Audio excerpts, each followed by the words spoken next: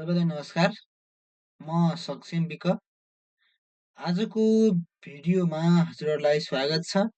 आज पनि मैले कक्षा 8 को गणित विषयको अ, नाफा र नोक्सान पाठसँग सम्बन्धित भई अ, एउटा आधारभूत शिक्षा उत्तीर्ण परीक्षामा सोध्न सक्ने प्रश्न, नाफा र नोक्सानबाट सोध्न सक्ने प्रश्न लिएर आएको छु।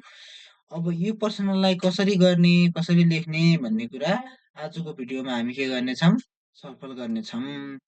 यो प्रश्न लेख्ने र बुझ्ने भन्दा पहिला हामीले एउटा अर्को जानकारी लिनुपर्छ। त्यो जानकारी भनेको यो हो है त। अनि त्यसपछि छुटपछिको मूल्य भने के हो भन्ने हुन्छ। त्यसपछि यति कुरा थाहा पाउँ। व्यापारीले, अब अंकित मूल्य भनेको के हो त हेरौँ है त। व्यापारी भनेको जो किनबेच गर्ने मान्छे हो।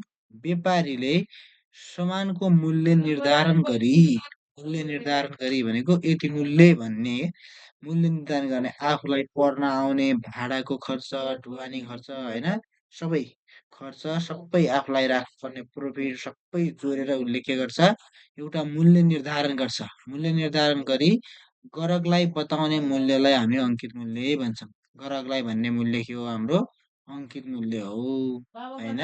त्यसलाई भन्छौँ हामी मार्केट प्राइस भन्छौँ है। त्यसपछि हामी रह्यो अर्को छ। अब यसलाई हामी के भन्ने भयौँ त भन्दाखेरि सामानको मूल्य, सुरुको मूल्य पनि भन्ने भयौँ। ग्राहकलाई बताउने मूल्य भनेपछि के भयो, अंकित मूल्य भयो। अंकित मूल्यलाई हामी अमु भन्छौँ। यसलाई एमपी, मार्केट प्राइसको एम र पी ल्याएको हैन। एमपी भनेको कस्तो हो भनेपछि छुट पछिको मूल्यमा छुट पछिको मूल्य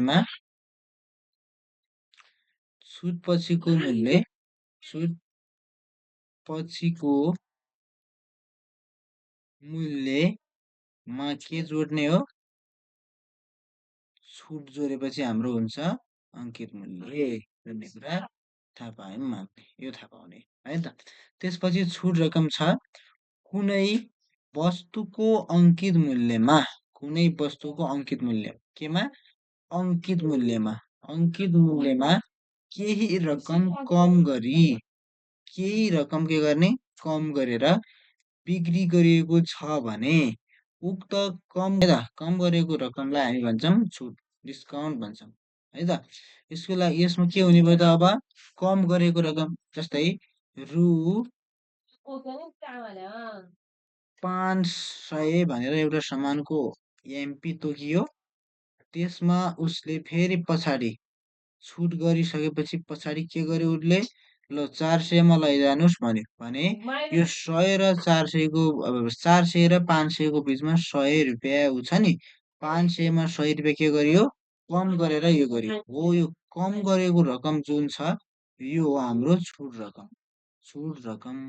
अब हामी छुट रकम कसरी निकाल्छौँ भने छुट रकम यहाँ छ, छुट रकम है त। अंकित मूल्यको छुट प्रतिशत गरेर निकाल्छौँ एउटा कुरा छुट रकम भनेको। अनि त्यसपछि हामीले छुट रकम अर्को तरिका भनेको कस्तो भनेपछि अमु भनेको अंकित मूल्य है, एमपी बाट बिमु घटाउने हो, बिमु माइनस बिमु एसपी घटाउने है त, एसपी घटाउने हो हामीले है। त्यसपछि रह्यो अर्को भनेको, त्यसपछि हाम्रो के छ भनेपछि अंकित मूल्यमा केही रकम छुट गरेर सामान किनिन्छ भने, केही रकम छुट गरेर किनिन्छ भने छुट पछिको मूल्यलाई विक्रय मूल्य भनिन्छ। जस्तै यहाँनिर हेर्नुहोस् त, यहाँनिर के छ भनेपछि रु 500 भन्ने पहिले नै छ, 500। अब त्यसपछि रु 100 रुपैयाँ छुट गरेर रु कतिमा बिक्री गरियो, 400 मा बिक्री गरियो हैन। यो अंकित मूल्य अनि यो छुट रकम हो, यो छुट रकम। त्यसपछि यो के भयो, बिमु भयो। यो छुट पछिको मूल्य हो नि त, 500 मा 100 रुपियाँ छुट, 100 रुपियाँ छुट दिइसकेपछिको मूल्य यो के हो, यो 400 हो नि। यो 400लाई हामी बिमु भन्छौँ, छुट पछिको मूल्य भन्छौँ। अनि त्यसपछि हाम्रो विक्रय मूल्य भनेको यहाँनिर छ। विक्रय मूल्य भनेको अङ्कित मूल्यबाट छुट रकमलाई के गर्ने हो, घटाउने। त्यसपछि त्यो आउँछ विक्रय मूल्य। विक्रय मूल्य र यसमा छुट पछिको मूल्य, छुट पछिको मूल्य भनेपछि एउटै हो है। त्यसपछि यो यस्तो भयो। यो कुरा थाहा पाइसकेपछि हामीले अब के गर्न सक्छौँ भने यसको जानकारी भइसकेपछि हामी यो प्रश्नलाई मजाले गर्न सक्छौँ है त। यसको लागि अब हामीले के गर्नुपर्छ भनेपछि अब हामीले प्रश्नलाई राम्रोसँग बुझ्ने गरी पढौँ र प्रश्नले के भनेको छ अनि त्यसपछि हामी सरसर्ती गर्नेछौँ है त। ल यहाँ के भनेको छ पहिला हेर्नु है त। एउटा पसलेले रु 1400 मा टर्च किनेछ भनेको टर्चको क्रय मूल्य अब दिएको जति लेख्दै जाउँ होइन।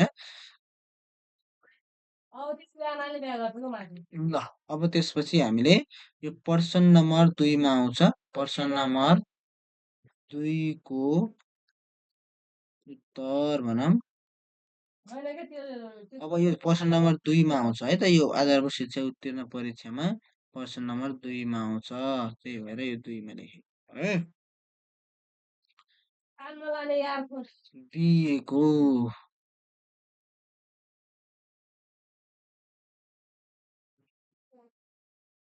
दिएको लेखेपछि हामीले दिएकोमा के छ भन्दाखेरि सुरुमा हामीले के थाहा पायौँ, टर्चको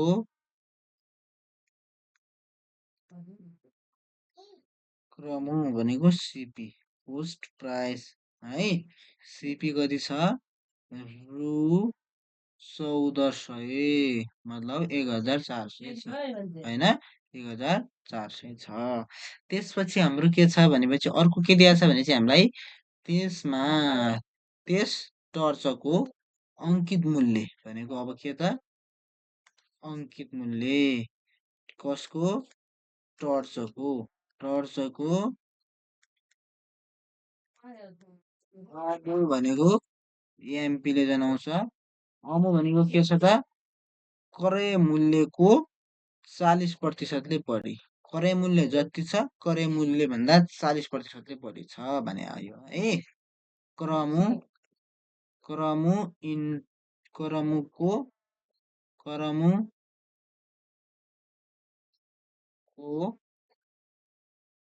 40%ले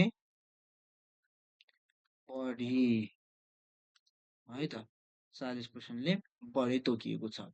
त्यसपछि अर्को के दिएको छ हामीलाई भनेपछि यहाँ के दिएको छ भने यदि पसलेले उक्त टर्चलाई 20% छुटमा बेच्यो। अब हामीलाई के पनि दियो, छुट प्रतिशत पनि दियो नि त। फेरि टर्चमा छुट प्रतिशत कति छ, टर्चमा छुट प्रतिशत कति छ भन्दाखेरि टर्चमा छुट प्रतिशत छ 20% छ। टर्चमा छुट प्रतिशत 20% छ होइन। त्यसपछि अब हाम्रो के छ भनेपछि यति दिएको छ। अब हामीले योबाट के गर्नुपर्ने छ, के गर्नुपर्ने छ, हामीले कको खको गको र घको उत्तर लेख्नुपर्ने छ होइन। त्यसको लागि अब हामीले कको उत्तर भनेर लेख्ने, कको उत्तर। कको उत्तर भनेपछि के भयो, अब हाम्रो कमा के छ, उक्त टर्चको अङ्कित मूल्य कति होला गरे। अब अङ्कित मूल्य, टर्चको अङ्कित मूल्य, टर्चको अङ्कित मूल्य, अङ्कित मूल्य जसलाई हामी एमपीले जनाउँछौँ, मार्केट प्राइस होइन। यो के छ त, क्रय मूल्य प्लस क्रय मूल्यमा क्रय मूल्यको 40% छ होइन। क्रमको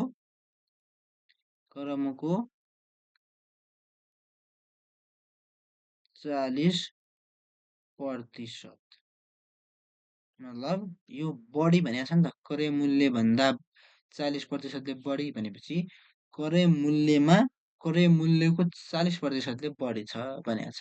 अब यो हाम्रो अङ्कित मूल्य हुन्छ। यसको लागि हामीलाई के चाहियो? क्रमको 40% चाहियो। क्रम त हामीसँग छँदैछ। अब यसलाई एक-एक गरी गरे पनि भयो, होइन भने यसमै मान राखेर गरे पनि हुन्छ। म यसलाई एक-एक गरेर देखाउँछु। त्यसको लागि अब अब त्यसको लागि हामीलाई चाहियो क्रमको 40%, होइन? क्रमको 40% भनेको कति हुने भयो? रु 1400 भन्ने क्रम छ, त्यसको 40%, होइन? अब यसमा रु 1400 इन्टु 40लाई कतिले भाग गर्ने? 100ले, त्यसपछि प्रतिशत हट्यो, होइन? ल, अब त्यसपछि यसलाई र यसलाई गुणन गरेर हजुरहरूले भाग गरे पनि भयो, होइन? होइन भने ल गुणनै गरौँ न त, गुणन गरे पनि भयो। कति हुने भयो भनेपछि, होइन भने यहाँ 0 0 काटे पनि हुन्छ, है त? यसमा बिचमा गुणन चिन्ह छ भने यसलाई 0 0 पनि काट्न मिल्यो। यो दुईटा 0 र यो दुईटा 0 कट्यो। त्यसपछि रु 14 इन्टु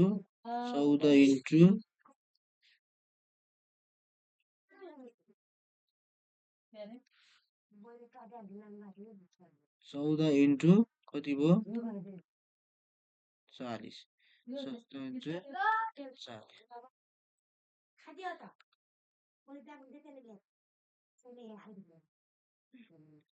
14 इन्टु 40, होइन? त्यसपछि कति भयो त? अब यो भन्दाखेरि क्यालकुलेसन गर्दाखेरि कति हुने भयो यसको? 14,560 हुने रहेछ। हजुरहरूले क्यालकुलेटिङ गर्न होला है। 560 कति भयो? क्रमको 40% कति भयो? 560 भयो। अब तसर्थ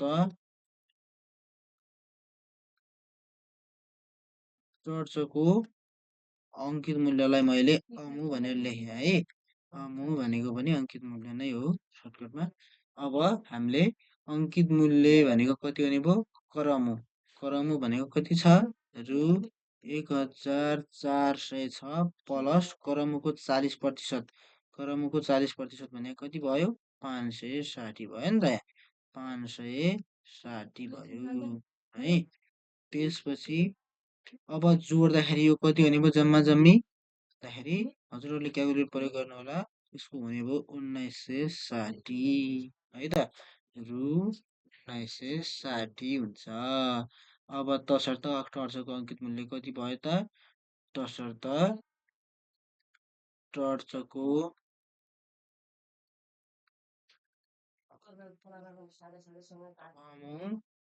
रु 1900 कति 60 रहेछ, होइन? रहेछ, हुन्छ। छ भने पनि भयो। त्यसपछि कको यति लामो चाहिँ गर्न जरुरी चाहिँ होइन। यतिमा यही मान राखेर यसमा सोझै गरे पनि हुन्छ। कर्म यसलाई कसरी गरे पनि हुन्छ भनेपछि अब रु 1400 छँदैछ प्लस 1400 को 40% गर्ने, त्यसपछि रु 1400 प्लस 1400 को भनेपछि इन्टु 40% हटाउनलाई 100ले भाग गर्ने, होइन? रु अब दुईटा शून्य कट्यो। यो त अघि नै गुणन गर्दा नै आउने हो। 1400 प्लस कति हुने भयो? 500 कति हुने भयो? 560 हुने भयो। त्यसपछि जम्मा जम्मी रु कति हुने भयो? 1960। यति गरे पनि हुन्छ। अन्त्यमी हो। तसर्थ टर्चको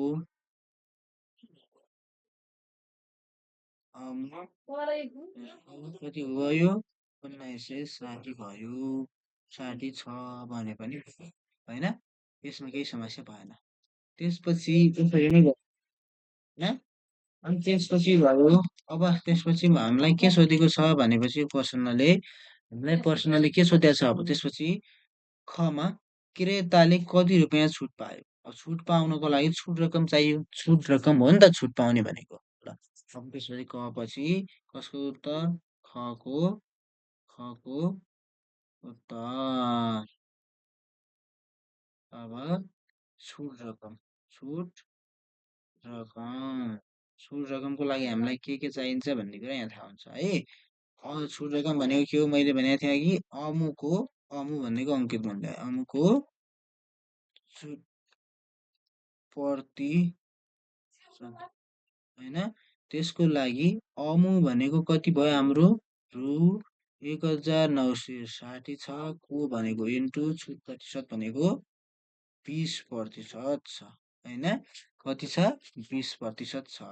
20% त हो नि होइन। हामीले दिएकोमा लेखेका छौँ नि त। यहाँ लेखेका छैन त लेखेका छ। यति छ अङ्कित मूल्य यति आयो। अङ्कित मूल्य कति आयो? यति आयो। त्यसपछि हाम्रो छुट प्रतिशत कति छ? यहाँ पर्सनमा हेरे पनि भयो। छुट प्रतिशत भनेको हाम्रो कति छ? छुट प्रतिशत भनेको 20% छँदैछ नि होइन। त्यसको लागि अब त्यसपछि फेरि हामीले कसरी गर्नु पर्यो त? क्यालकुलेसन गर्नु पर्यो। ल हेर्नुहोस् त। त्यसपछि हामीले रु 1900 1960 इन्टु 20 कमाउने 100 अनि भयो रु कति हुने भयो त? अब यो 0 र यो 0 हजुरहरूले यो गुणन यो माथिका गुणन गरेर यस्तो 1960 इन्टु 20 डिभाइडेड बाई भाग गर्नु पर्यो कतिले? 100ले। रु अब यो र यसलाई गुणन गरेर गरे पनि भयो। होइन भने मैले चाहिँ यहाँ बिचमा गुणन चिन्ह छ। यो 0 र यो 0 काटेँ।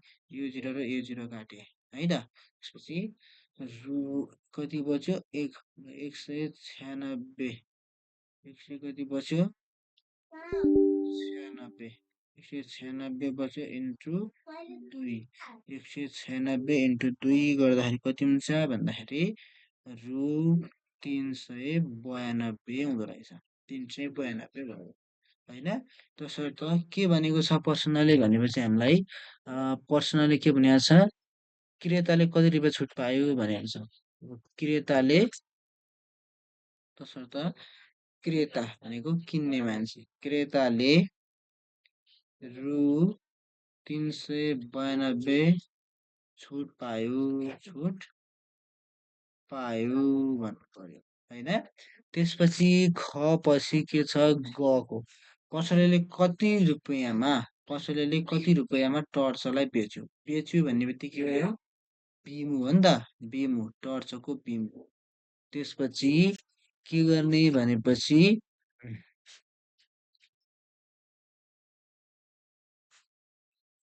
त्यसपछि रह्यो।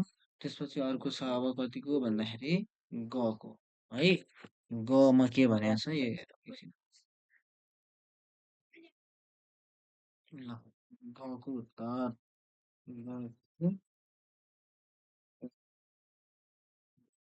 भयो होइन। त्यसपछि गमा के छ भने कसैले कति रुपियाँमा उक्त टर्च बेच्यो भनेको छ। त्यसको लागि हामीलाई के भने हो? बिमु भने होइन त। बिमु भनेको के हो? हामीले यसमा निकाल्ने भनेको अमु भनेको एमपी अङ्कित मूल्यबाट के घटाउने? छुट रकम घटाउने होइन। त्यसको लागि अमु भनेको कति छ? रु 1960 छ माइनस छुट रकम भनेको रु कति छ? 392 छ है। 392 छ 392 छ। त्यसपछि अब रह्यो। त्यसपछि अब हामीले यसबाट घटाउँदाखेरि जम्मा जम्मी कति हुने रहेछ भन्दाखेरि रु 1568 हुँदो रहेछ। 1568 ल हेर्नुहोस् त। अब के भनेको छ पसलले त्यही अनुसार उसको जवाब दिउँ है त। पसलले कति रुपियाँमा टर्च बेच्यो भनेपछि अब पसलेले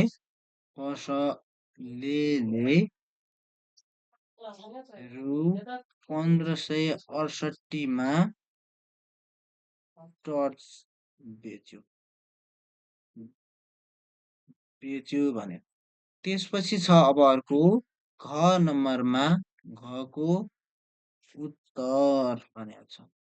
अब घमा के भनेको छ हामीलाई घमा के भनेको छ हेर्नुहोस् त घमा के भनेको छ पसलेले उक्त टर्चबाट कति रुपियाँ नाफा गर्यो गरे टर्चमा कति रुपियाँ नाफा गर्यो भन्दाखेरि अब नाफा पत्ता लगाउनु पर्यो है नाफा अब हाम्रो नाफा भनेको के हो त नाफा भनेको हामीलाई थाहा छ बिमुबाट करमु घटाउने हो होइन बेचेको मूल्यबाट किनेको मूल्य घटाउने अब रु बिमु कति छ 1568 1568 छ माइनस करमुको छ रु 1400 छ हामीलाई सुरुमै प्रश्नमै दिएको छ यो त होइन त्यसपछि हामीले रु त्यसपछि के भयो यसको अब 1568बाट घटाउँदाखेरि कति भयो 168 रुपियाँ भयो